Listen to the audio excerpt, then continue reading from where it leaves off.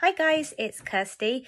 In this video, I'm going to talk about retrospective jealousy, which is a term that you may have come across if you've been Googling having obsessive, repetitive thoughts about your relationship or your partner's past, or particularly obsessions with your partner's sexual past, for example. So if you've been Googling these thoughts and feelings and these obsessions, then you may have come across this term, retrospective jealousy. So in any relationship, well, romantic or not, jealousy is normal, but particularly in a romantic relationship, you may from time to time feel some jealousy if you think that your partner's finding somebody else attractive, or when you think about your partner's past, if they've lived with a partner before, or perhaps even been married, or if they have children with another person, you may find yourself feeling a bit jealousy and a little bit jealous and insecure.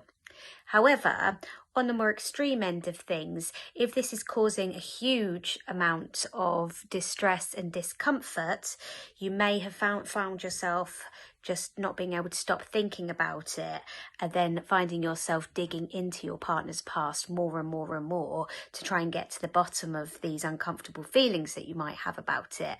And then it's when you do this, that's when it starts to become more of a problem, and this is what retrospective jealousy refers to.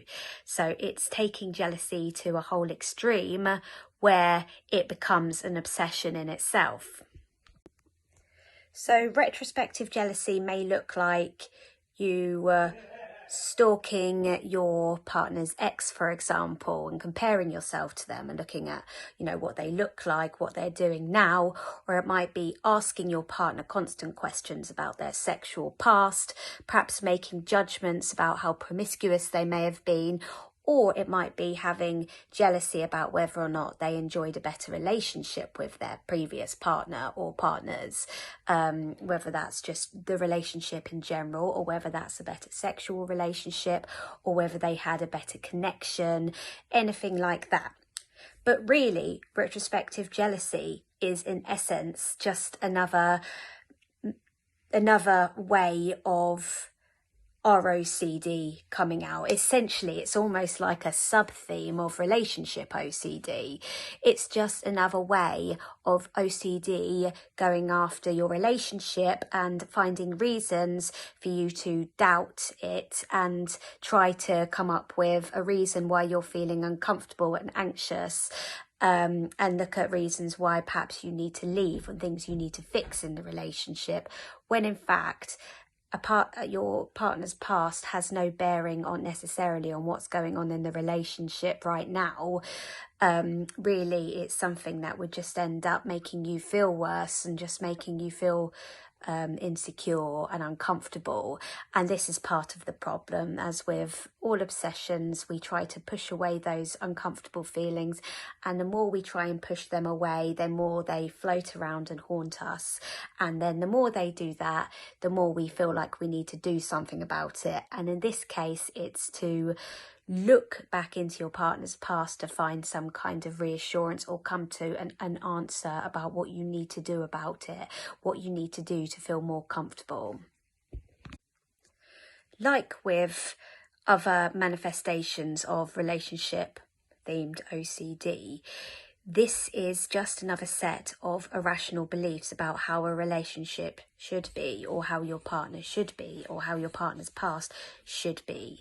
It's seeking perfection where you'll never find it, because it doesn't exist. Two human beings together, there will always be differences and things that you don't necessarily like. So it's just another way of OCD trying to trap you to think that eventually you might find somebody who's had the perfect past, and you don't have to feel jealous, because you'll know for certain with that person that they didn't love somebody else more than you, or that you and them have the most perfect and right relationship, or that they didn't enjoy sex with anyone as much as they enjoy with you, and you're the most attractive person that they've ever been with. You will not get that certainty with another person, as you will not get that with this person whose past that you might be delving into and finding yourself having extreme feelings of jealousy about. If you are suffering with these kind of feelings and thoughts, and they're plaguing you in the way that obsessions do, then you can probably assume that it's fueled by unrealistic expectations of the relationship, and lots of shoulds and musts and feelings that you can't tolerate. So it might be fueled by the feeling of, I can't tolerate feeling this jealous all the time. I can't stand it. I must be with somebody with whom I know they haven't enjoyed a relationship better than ours, or my relationship must feel completely right at all times, or my past partner must not have had more sexual partners than I've had, or I must be the person that my partner finds most sexually attractive, or me and my partner must feel completely connected at all times, otherwise I can't stand it. So generally behind this kind of discomfort around relationships, there's beliefs like this behind it. And as with the approach to relationship OCD, which essentially this is a form of, it's disputing these beliefs and learning that you may want to be the person that your partner has been most attractive to you, but you don't need that to be the case. The world won't swallow you up if that isn't the case. So you need to be able to tolerate, you need to believe that you can tolerate the uncertainty of that, because you will never get that certainty. So there's also potential that when you feel like you can't tolerate these feelings, and then you're thinking that the only way to get rid of these feelings is to break up with your partner, but you don't want to do that. The fear fueling that is probably ending this relationship, which is very important to you, which is the reason why it's become the focus of your obsessions currently. So here again, it's disputing how awful it would be if the relationship did end. For example, if you have fears about whether or not your partner might leave you to go back to his ex in case he had a better relationship with them, it's disputing the fact that of course you can stand it if your partner leaves you, or if of course you can stand it if you leave your partner. It's definitely not the worst thing in the world, absolutely not. You've lived for many years prior to before you even met your partner. You woke up every day, you had happiness probably most weeks.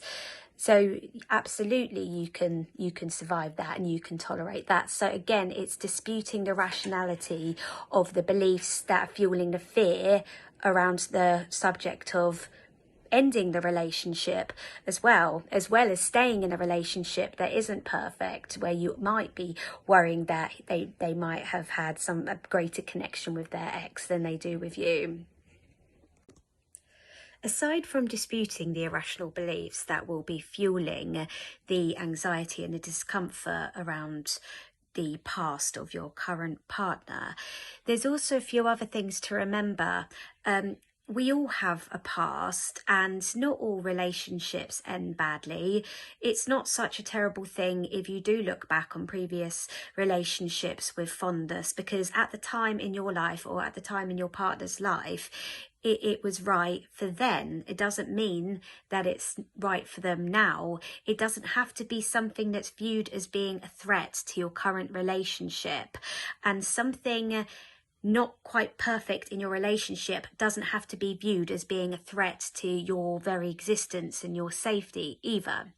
So I think just remember this as well. When next time you get the urge to drill your partner for more details and things, just remember that your partner can't help the fact that they have a past before they met you, and also they can't go back and change it. It's like with those of us OCD sufferers who might have past memory obsessions, the part of their moving past those obsessions is accepting that they can't change the past. So even if your partner had cheated on somebody, for example, had cheated on an ex, it doesn't necessarily mean that they're going to cheat on you. They may have learned from that mistake that they no longer want to treat people in that way, for example. if you don't want your relationship to work, firstly, you don't want to be constantly drilling your partner about their exes and their past relationships. And if you have been suspecting it's related to OCD, then you need to start treating it like that and cutting down those compulsions for you and your partner, because this just gives OCD more room to sabotage areas of your life. Whereas if you choose not to involve your partner in your reassurance seeking or anything, then you're telling OCD, I'm keeping you separate to that. Obviously, in the background, you will need to dispute your rational beliefs surrounding your relationship, but you don't need to be engaging with these thoughts and urges to reassurance seek with your partner in the moment. And also, I would say it's now is a time to stop Googling. If you found yourself on this YouTube channel watching these kinds of videos, you can stop Googling about your symptoms, because you're not going to find any extra information at this point. You'll only be it will only confuse you further, and you'll find yourself going further into rabbit holes. The Googling becomes a compulsion. Once you've got a good amount of information and you've got some good sources of education for OCD, you don't need to keep looking more and more for the magic answer, because the magic answer doesn't exist. And I apologise if I sound harsh, but as somebody who has suffered badly with relationship OCD, I know this. I've spent hours Googling, I've spent hours looking for the magic answer, and I came up with nothing. So it's a compulsion. Don't Google it. Sit with it, sit with the discomfort, and work on your irrational beliefs. Leave the thoughts there where you can as well, and don't ask your partner anymore about their past relationship, because you probably know more about it than they do at this point. But thank you very much for watching. I hope this has been helpful. If you are struggling with these kinds of obsessions, I know how difficult it can be and how uncomfortable it is. So give yourself a break and be kind to yourself about it as well, because you can't help what's going on right now, but you do have a choice now about whether or not you continue with the compulsions. Thank you for watching.